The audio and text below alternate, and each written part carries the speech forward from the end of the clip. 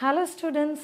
So in the last session we have discussed about the coordination in animals.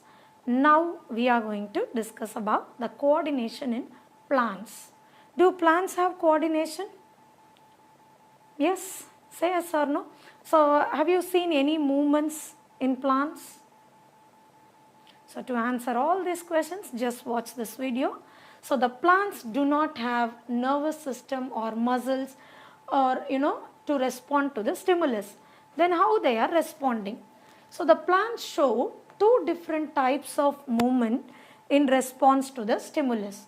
One is dependent on growth and the another one is independent of growth. One is dependent on growth and the another one is independent of growth. First, dependent on growth.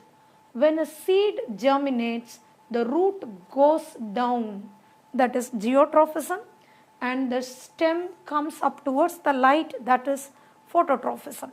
So, one dependent on growth, you can see the example, this germination of seed.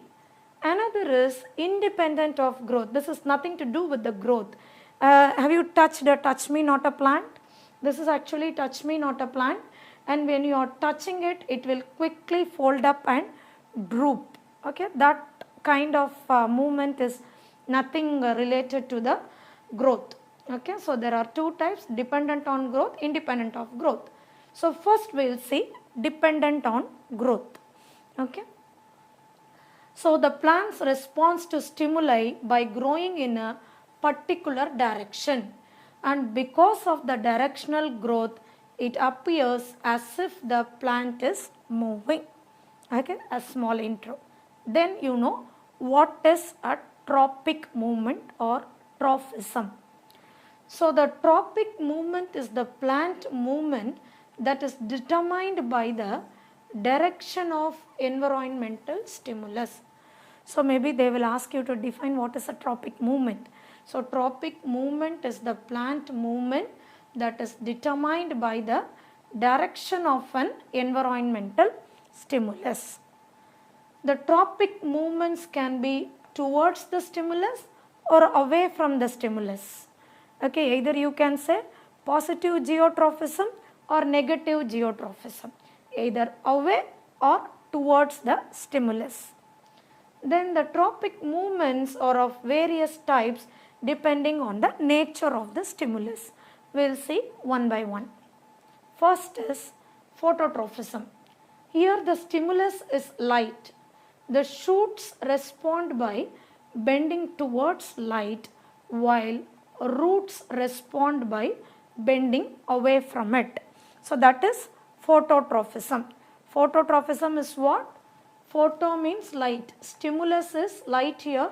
The shoot respond by bending towards the light while the root respond by bending away from it.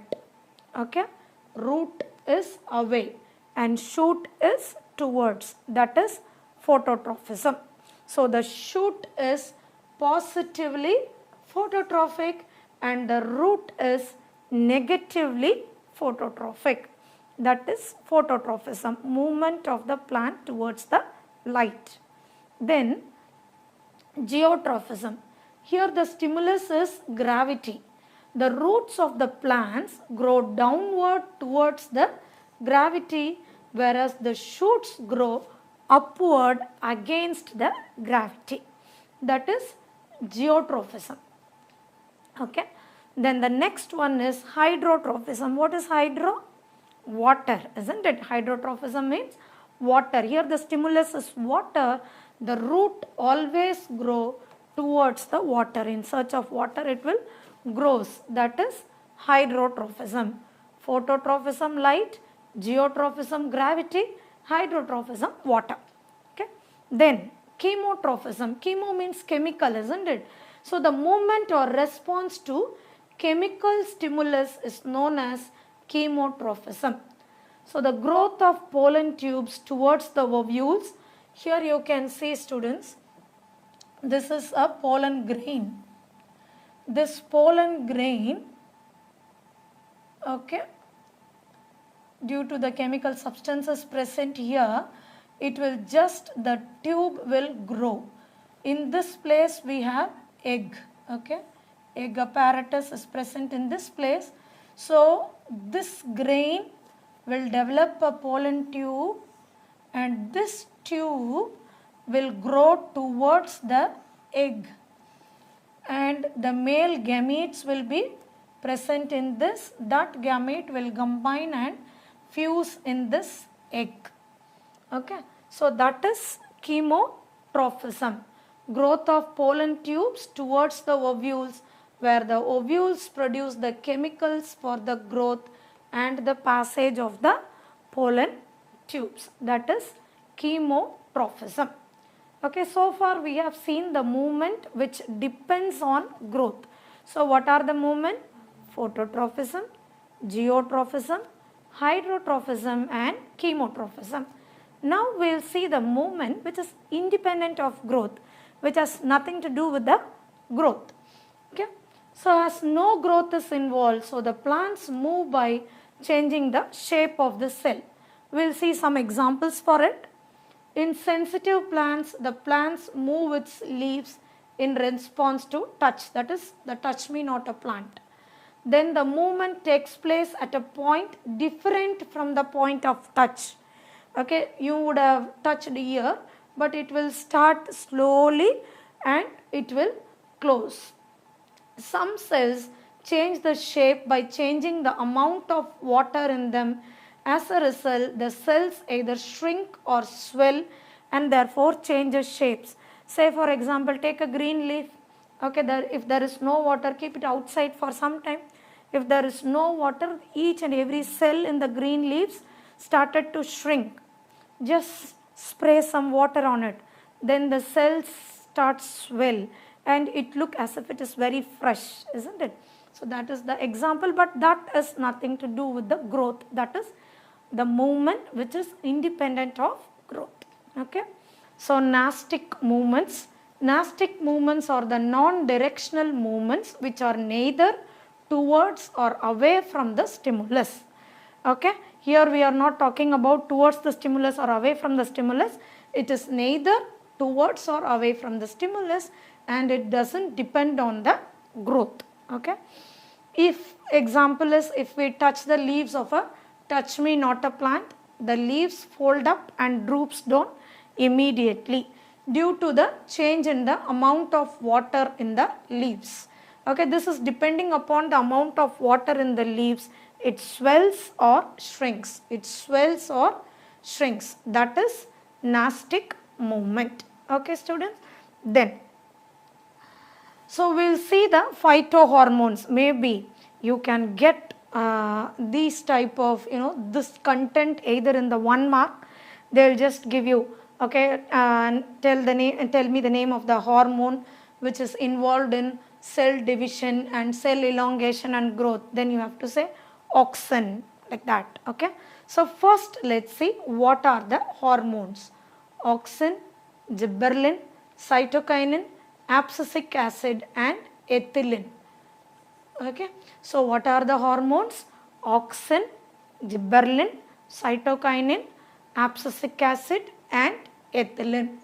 So in plants, the control and coordination is done by the chemical substances called plant hormone. We have seen many hormones in human beings, isn't it, in the last session. And now here we are going to see the plant hormones or phytohormones. These are the main types. 1. Auxin. So the function of this is, it helps in cell division and also in growth. So this gibberellin will also help in growth, but this elongation part will particularly come by gibberellin. Okay. Cell elongation by the gibberellin. Then cytokinins help in cell division, formation of fruits, nourishment.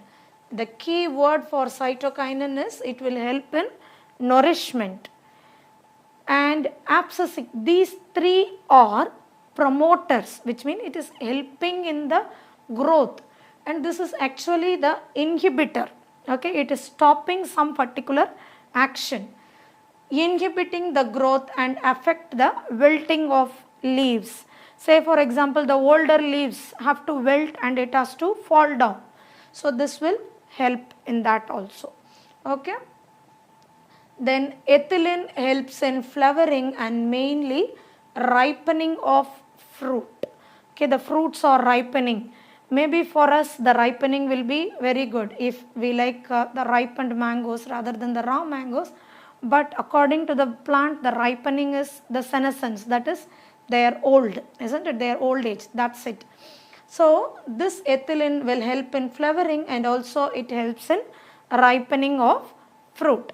That is about the phytohormones. So what are the hormones we have discussed? Auxin, gibberellin, cytokinin, abscisic acid and ethylene. So with this we have completed this entire chapter on control and coordination. Okay. In this we have discussed about the nervous system, the endocrine system, and also how the coordination in plants and how the hormones are helping in the plants for the coordination. I hope this session will be very useful in learning all these concepts. Thank you for watching.